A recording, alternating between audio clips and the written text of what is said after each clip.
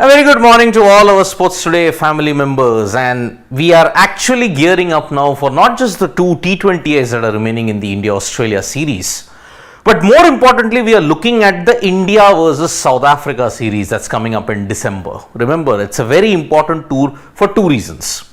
One, if you have to look at it, kind of preparation for the World T20 in 2024. Second, will it show India cricket team in transition? Third, you have to win a series in South Africa, a test series in South Africa. That's the only thing that the Indian cricket team has never done. They will join Australia and South Africa to a one test series in every nation that they have played in.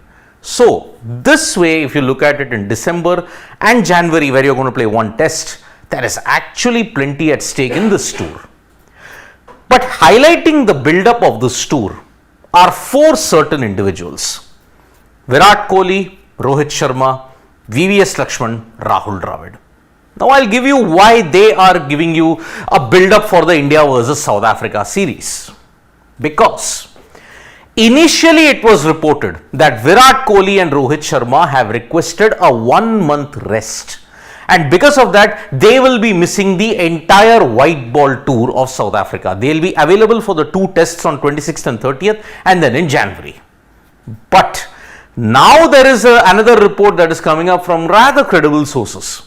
They are stating that maybe Virat Kohli could be available for the ODIs and the tests, but there is no clarity on Rohit Sharma. Rohit Sharma is sure for the tests, but whether he will come for the ODIs or for the T20Is in a shock move, that no one knows at this point in time.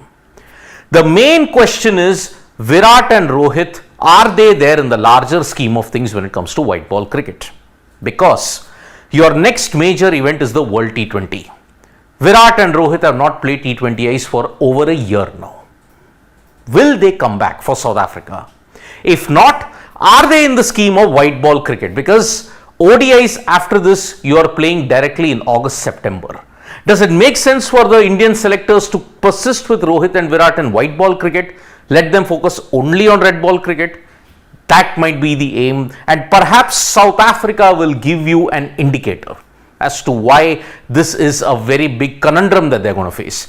The squad selection might happen after the end of the T20I series against Australia. So, 4th or the 5th, maybe you will get your entire squad for the ODIs, T20Is and the tests. That is the way that Indian cricket will be looking to march on after the pain of the World Cup final loss. Sticking with the India versus Australia series for the time being, Rituraj Gaikwad came for the post-match press conference and he stated the due factor was huge.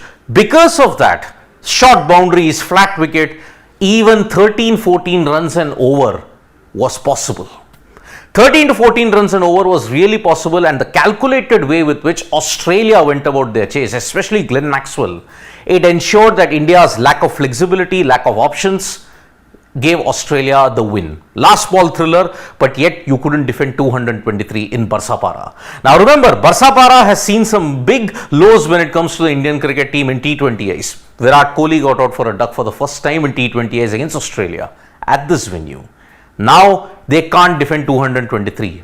The bowling attack needs to seriously up their game, because in 6 innings that we have seen in 3 games so far, the teams have chased 200 twice now, and 5 out of the 6 innings have resulted in 200 plus scores. So not just India, even Australia is struggling, but somehow in Barsapara, Australia found a way to win. And the individual who made it happen, Glenn Maxwell, I mean, what an Indian sojourn he's had. World Cup, hit the fastest 100, also played one of the most unbelievable knocks against Afghanistan, 201. Now he's got the joint fastest 100 in T20S cricket for an Australian. And because of that, Australia are keeping the series alive. It's sad that this was his last match in India. He's heading back home today. Maxwell, who won the player of the match, stated that yes, it is a big feat indeed, and he credited Matthew Wade. Matthew Wade was there till the end, and the way how he took on Akshar Patel, that is the reason why Maxwell got the confidence. He said, if we drag the game to the last over, anything is possible. And Prasidh Krishna unfortunately couldn't defend 21 runs. So Maxwell third century if you have to look at it in a chase out of 4. He's now leveled Rohit Sharma with 4 centuries in T20Is. He has simply been outstanding, and his batsmanship, can we call him the new Mr. 360? Maybe the right person to take over the mantle was Glenn Maxwell for his unorthodox way of playing. So, new Mr. 360 has left India with a major impact indeed. But now, when we look at Rahul Dravid and VVS Laxman, yesterday night there was a development that Rahul Dravid has been offered an extension in his coaching contract by the BCCI. It is not sure whether Rahul Dravid will accept it or not. Initially, there were reports that Dravid would be a mentor for either of the teams. The reported teams were LSG or RR. But now, Dravid has been offered an extension. But the latest reports coming in is that VVS Laxman and Rahul Dravid are both travelling to South Africa. Why? India A are also touring South Africa. So, you will need someone to monitor the A tour as well. And because of that, the BCCI is apparently preparing a contingency plan wherein both Laxman and Dravid get the visas. Now, will Dravid coach India A and Laxman coach the India senior team, or will the status quo remain? Is Dravid getting an extension? If the reports are true, then it most likely means Rahul Dravid is getting an extension until 2025. So that means World T20, Champions Trophy, World Test Championship. These 3 ICC events yet again come under Dravid's tenure. So it remains to be seen now what is the development. When the squad is announced, who will be the coach? When will the decision be taken? We are all waiting for that. There's not much time, only 3 to 4 days remaining for the BCCI to choose the South Africa squad. So that's why the tour to South Africa is going to be a big indicator as to where Indian cricket is heading. Pat Cummins and the entire Australian team, most of them who are there, they arrived at the Sydney Cricket Ground and they paraded around with the trophy. It was a grand celebration indeed. For all those people who are wondering why they didn't come to the airport, oh, Australia doesn't care about their cricketers. I'm sorry, Australia celebrates in a much more mature way than India can. I'm very sorry about it. Even celebrities, so-called celebrities who don't deserve attention, get mobbed in India. Here, the Australian cricket team in a very mature way, even the public there in a mature way, have reacted to the win, and Pat Cummins has given some very interesting quotes about how he felt silencing the crowd. That is a way when you have to look at it. So I'll be doing a special story on how Pat Cummins has reacted and what the future holds for the Australian cricket team, the most dominant team in cricket, or if you want to look at it, the most sporting nation on the planet. Switching our attention now to other sports, and Kylian Mbappe, he was the savior for Paris Saint-Germain as the last round of the Champions League stages concluded. Paris Saint-Germain, Borussia Dortmund and Manchester City, they all sealed their spot in the round of 16. But Paris Saint-Germain had to really dig deep with Kylian Mbappe scoring a last-minute goal. And because of that, they went through. Newcastle, they held to a 1-1 draw. And that's why Kylian Mbappe always is the savior. There was a sporting moment that was there in the AFC Champions League when Al Nassr were taking on Persepolis. Cristiano Ronaldo, normally he would want to score as many goals as he wanted, but he decided to overturn a penalty. He said, no, it's not a penalty, it was wrong, so play continued.